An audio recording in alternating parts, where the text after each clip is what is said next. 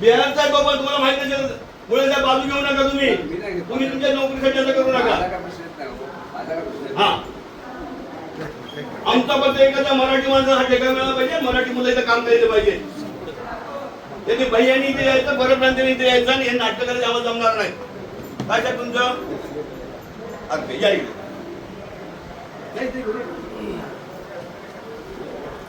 विषय असा आहे कोकण रेल्वेचे जेवढे पे अँड पार्क निघालेले आहेत ते सगळे परप्रांतीय ठेकेदार म्हणून दिलं गेलं आहे.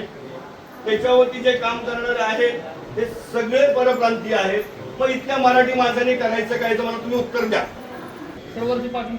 तुम्ही सांगा ना. तुम्ही आमचं काय तुम्ही आत्ताच पाठवा. 2 दिवस केलं आजच पाठवा.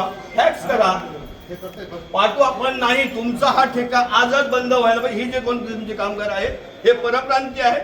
अजून एक आहे याच्यामध्ये त्या तिघांनाही त्यांनी सांगायचं आपला घरी गपचूप बसायचं नसेल तर त्यांनी त्यांच्या घरी जायचं. यांना धड मराठीही बोलता येत नाही. ही इथल्या लोकांना मराठी लोकांचा अरेरावी करतात. यांच्या तक्रारी माझ्याकडे आहेत. जर हे अजून सुधारले नाही हे जर थांबले नाही तर मनसे स्टाईलनी यांचा कार्यक्रम होईल. स्थानिक आता 4 लोक ते राबू शकतात ना आमची. आज 4 लोक आमचे राहू शकतात. बघा ना तुम्ही किती आहे. मराठी माणसाला प्राधान्य द्या. नाही यांचे आज पण मला जर साहेब संध्याकाळी हे दिसले आज हे दिसले इथे तर मी यांचा कार्यक्रम करेन. मला इथं नाही.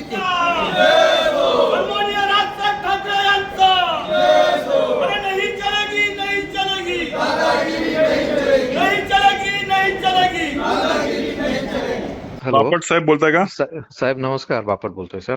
बापट साहेब आता आमच्या चिपळूणच्या जिल्हाध्यक्षाने आपल्या त्या धडक दिली तुमच्या स्टेशनला. हो सर. तर तुम्ही अगदी पार मडगाव पासून ते अगदी पार रोह्यापर्यंत सर परप्रांतीयांना तुम्ही पे अँड पार्कचा ठेका दिलाय. म्हणजे कोकण रेल्वेला जमिनी गेल्या आमच्या इथल्या भूमिपुत्रांच्या आणि तुम्ही उत्पन्नाची साधनं परप्रांतीयांनी निर्माण करून दिली. हे कुठल्या कायद्यात बसतंय? हॅलो.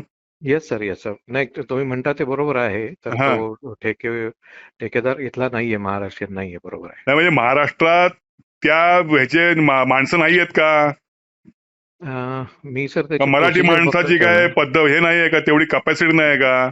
तेवढी पात्रता नाही ना? मग तुम्ही असं परप्रांतीय ना का रे? तुम्ही मराठी आहात. Yes sir. Yes sir. हो ना. अरे मग तुम्ही हे ठेके रद्द करायला पाहिजेत आणि मराठी माणसाला द्यायला पाहिजेत.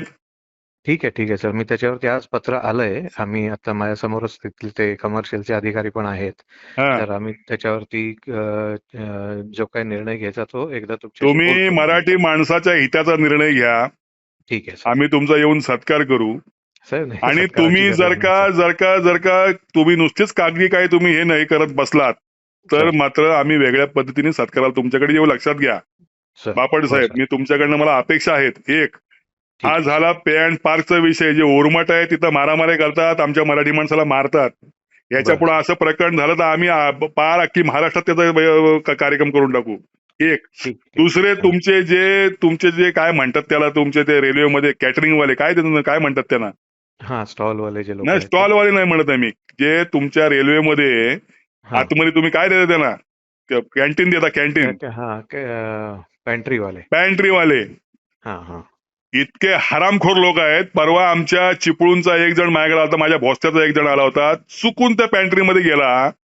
त्याला डोकं फुटेपर्यंत मारलंय. त्याला लक्षात घ्या. अरे बापरे. तो पण माझा विषय आता माझ्याकडे आहे. मग एक दिवस काय ट्रेन का थांबवून सगळ्यांना ओढून मारायचे का परप्रांतीयांना आम्ही? नाही सर. त्याची काही गरज नाही. मला त्या माणसांची डिटेल द्या. मी त्या माणसांची तुम्हाला डिटेल देतो. कुठल्या गाडीत होते, कोणी मारले आणि ते तुमच्या ते ट्रेनचे कायदे वेगळे. थांबत नाही ट्रेन, निघून जाते. त्याचाच फायदा ते सातत्याने घेतात. बरोबर. आणि हे चिपळूणला होते सातत. बापट साहेब लक्षात घ्या. सिरियस विषय घ्या. प्रश्नच नाही सर. तुम्ही फोन केला याचा अर्थ मी कॅज्युअली घेणार नाही. तुम्ही त्वरित ऍक्शन घ्या. मला तुमच्याकडनं अपेक्षा आहेत. ठीक आहे सर. ओके. धन्यवाद. ओके.